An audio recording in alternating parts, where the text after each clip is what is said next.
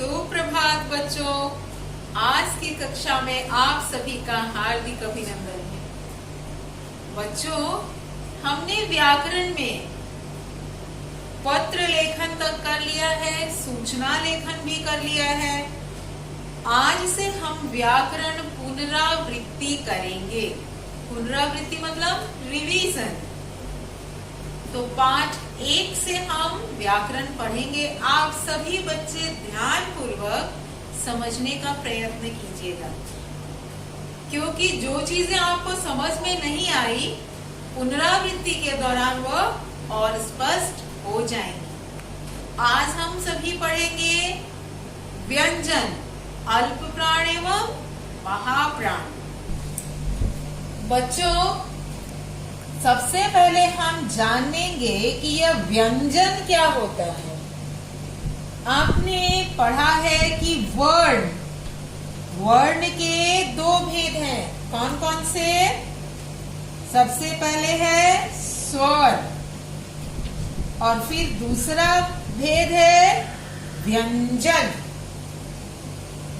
व्यंजन किसको बोलते हैं? जिन वर्णों के उच्चारण में स्वरों की सहायता ली जाती है। स्वर अर्थात अ, आ, ई, उ, ये सारे स्वर हैं। इतने ही नहीं है, और भी है। 11 स्वर है। ध्यान रखिएगा, स्वरों की संख्या 11 है। और व्यंजन कौन से वर्ण होते हैं? जिनके उच्चारण में स्वरों की सहायता ली जाती है। जैसे क, जब हम क कह रहे हैं तो इसके साथ अ का उच्चारण आ रहा है। जब हम का कह रहे हैं तो इसके साथ आ का उच्चारण आ रहा है। तो व्यंजन क्या है? वे वर्ण जिनके उच्चारण में स्वर वर्णों की सहायता ली जाती है। ये अपने आप उच्चारित नहीं होते हैं। इनके उच्चारण में सदैव स्वर वर्ण आ जाता है स्वतः। जैसे अ सारे व्यंजन में है। इसके बाद जितने स्वर हैं ये क्या है? मात्राओं के रूप में व्यंजन वर्ण में प्रयुक्त होता है। तो हमें क्या पढ़ना है? अल्प प्राण व्यंजन, महाप्राण व्यंजन। तो हम जानेंगे कि व्यंजन जिसमें स्वर की सहायता ली जाती है, उन व्यंजनों का भी वर्गीकरण किया गया है। अल्प प्राण, महाप्राण, वे क्या होते हैं?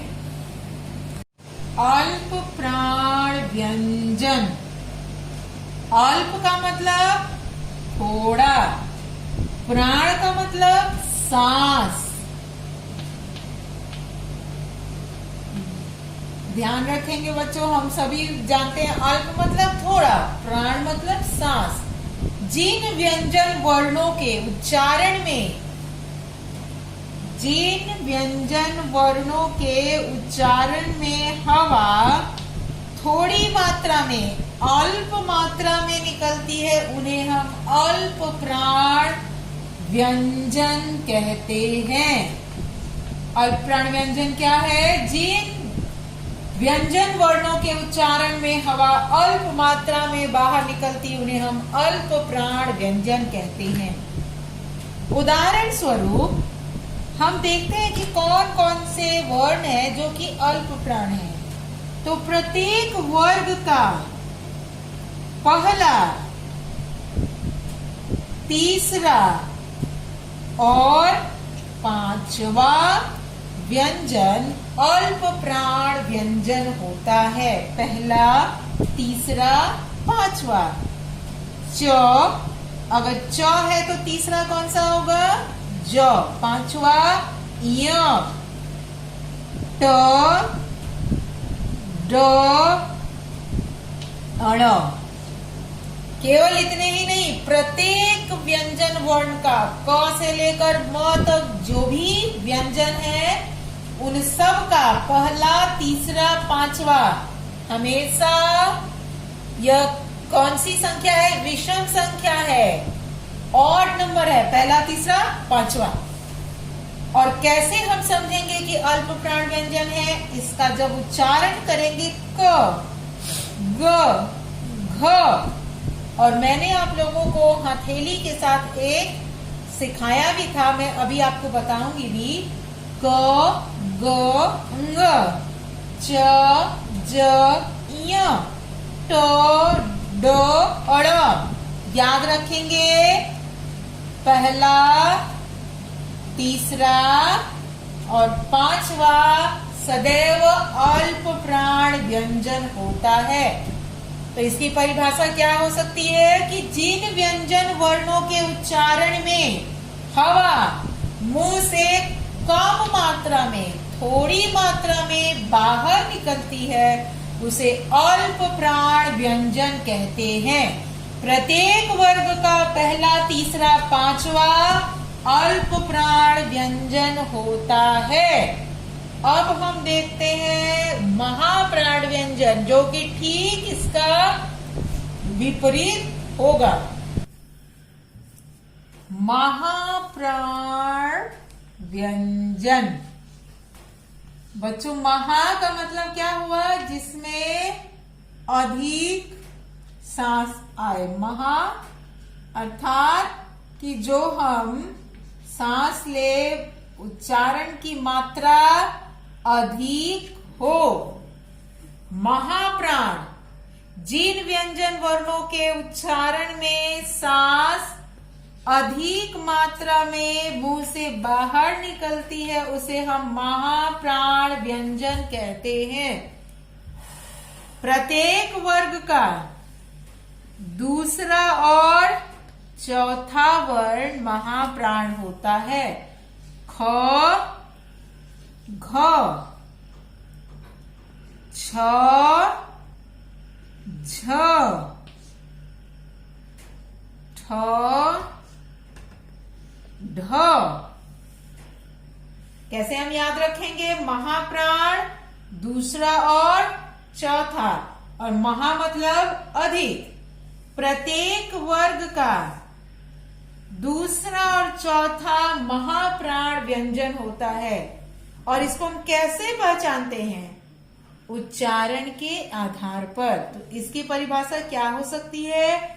जिन व्यंजन वर्णों के उच्चारण में हवा मुंह से अधिक मात्रा में बाहर निकलती है, उन्हें हम महाप्राण व्यंजन कहते हैं।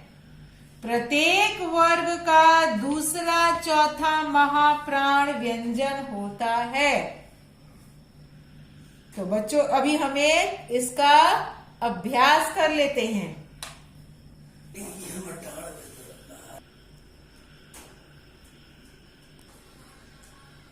बच्चों, अल्प प्राण व्यंजन और महाप्राण व्यंजन क्या है? अल्प प्राण व्यंजन वे व्यंजन वर्ण जिनके उच्चारण में हवा मुंह से कम मात्रा में बाहर निकलती है, उन्हें हम अल्प प्राण व्यंजन कहते हैं।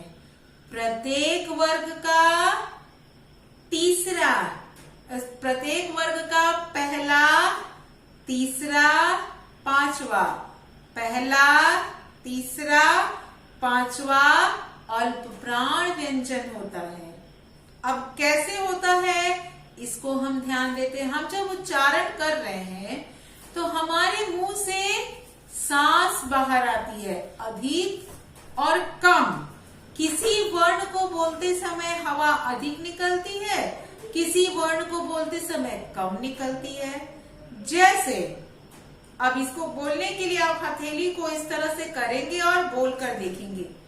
क, ग, ng, क, ग, ng, च, ज, य। आप देखिए कि मुंह से जो हवा निकल रही हथेली पर टकरा रही है कि नहीं। अब हम महाप्राण व्यंजन वर्ण को एक बार दोहरा ले।